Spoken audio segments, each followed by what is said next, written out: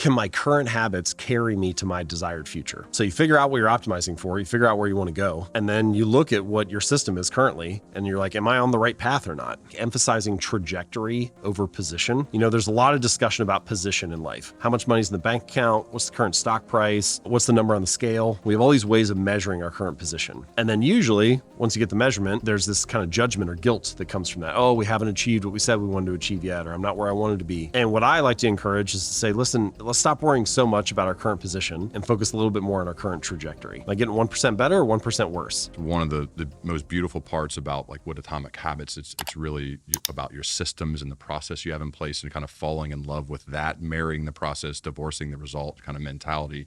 I'd love for you to expand more on just as you've thought more about having process goals versus results-based goals. Well, I'm someone who's very goal-oriented to start. So like pretty much everything I write is like a reminder to myself, hey, stop focusing so much on the outcome, think a little bit more about the process. And, all the other things in Atomic Habits are like that too. So I had this moment where I found this sheet that I had written in college, and I'd written down a bunch of goals that I wanted to achieve. And about 30% or 40% of them I had hit, and the other ones I hadn't. And I was like, well, clearly writing down the goal wasn't the thing that made the difference. Yeah. Obviously that wasn't the determining factor. And so then I started to think about what was it? Why did I achieve some of these and not others?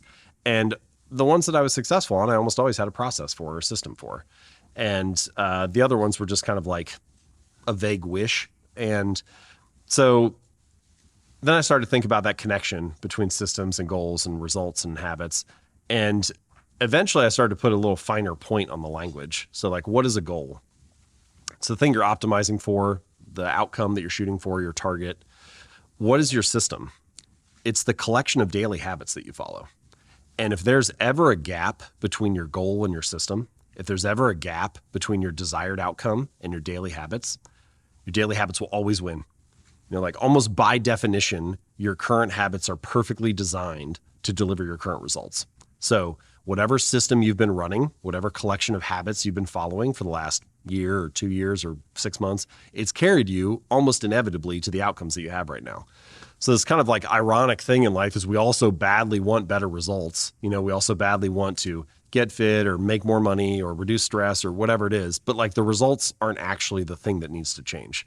It's fix the inputs and the outputs will fix themselves. Redesign the system and you'll be carried to a different destination. This was actually talked about. Aaron Rodgers brought this up recently, and he was a little bit puzzled at this question that was posed to him because he was saying, "I'm really focusing this year on the process, and less about the result, and kind of being all in on the process." And it was posed to him, "Well, how do you know it's the right process?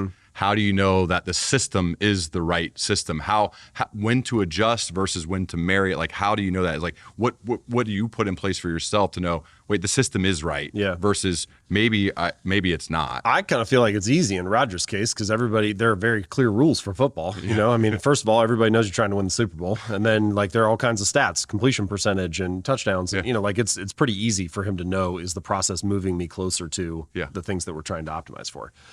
It's rarely that clearly defined in real life. There is no Super Bowl of tech startups. There is no national championship of parenting. There's no way to know that you're clearly winning. Yeah. And so that gray area, I think, makes it harder for daily stuff. The way that I deal with it is I try to ask myself a series of questions and I revisit those questions over time. So one of the questions I like is, what am I optimizing for?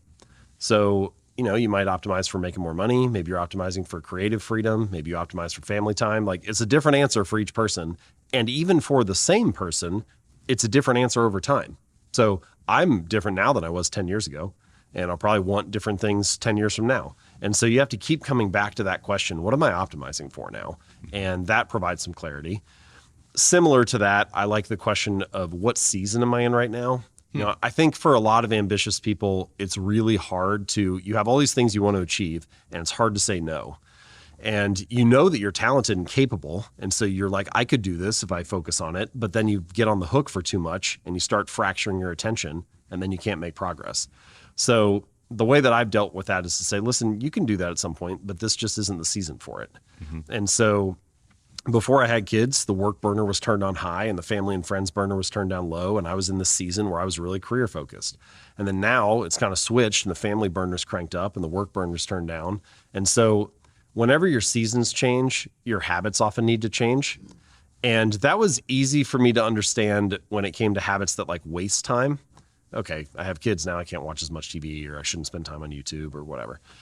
It's harder for habits that served you really well previously, but just maybe aren't a good fit anymore. That was much harder for me to give up, where I said, you know what, this habit actually did like provide a lot of benefit for my life, but it's just not a good fit for this current season. And releasing that has been a tougher challenge. But in a lot of ways, focus is the art of knowing what to ignore. You know, it's not really figuring out where you're going to direct your attention. It's learning how to decline all of the other things that are competing for your time. And it's almost always items that are like 3 through 6 on your priority list that are the most dangerous, because you have a good story for why you should do those things. Like it's number 3 for a reason, you know, that's why it's on there.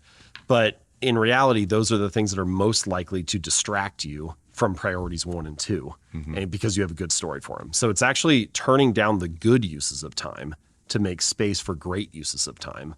That is one of the more challenging things to do. So what am I optimizing for? What season am I in? I also like the question, can my current habits carry me to my desired future? So you figure out what you're optimizing for, you figure out where you want to go, and then you look at what your system is currently, and you're like, am I on the right path or not? And this is a big part about Atomic Habits and a big part about my style. It's like emphasizing trajectory over position. You know, there's a lot of discussion about position in life. How much money's in the bank account? What's the current stock price? What's the number on the scale? We have all these ways of measuring our current position. And then usually, once you get the measurement, there's this kind of judgment or guilt that comes from that. Oh, we haven't achieved what we said we wanted to achieve yet, or I'm not where I wanted to be. And what I like to encourage is to say, listen, let's stop worrying so much about our current position and focus a little bit more on our current trajectory. Am I getting 1% better or 1% worse? All right, can my current habits carry me to my desired future? Am I on a good path? And if not, then something needs to change. And then the last question I'll offer just for this little section is, what is the work that keeps working for me once it's done? So I think about this like the highest leverage stuff that I do is work that continues to pay off for me after that hour is spent. So as an example, book came out, I did a bunch of interviews. Some of the interviews were on radio and some were podcasts. I don't really do radio interviews anymore because as soon as we get off the air, the work that I just put in vanishes. Nobody's listening anymore. But a podcast gets recorded. And, you know, I've done 200 of them now. So there's somebody somewhere listening to an interview that I gave right now as we're sitting here. Right. So it's almost like there are multiple versions of James out there, and my previous work is still working for me. And there's some stuff in life and business that is kind of like weeding a garden. You know, it's just they're just tasks that have to be done. And like nobody likes weeding a garden, but you need to do it to keep the business running. So you can't always work on things that will continue to work for you.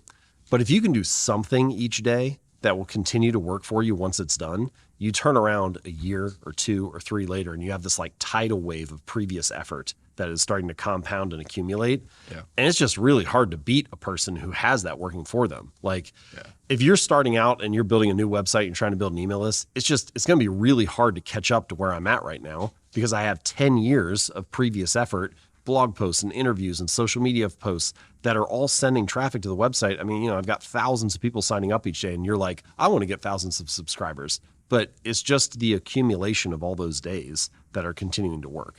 So I really like that question a lot. What is the work that keeps working for me once it's done? I just love having a series of prompts that you can have for yourself to, if you're going to be honest, to say you have them here, you answer them honestly, and that's how it sets you up.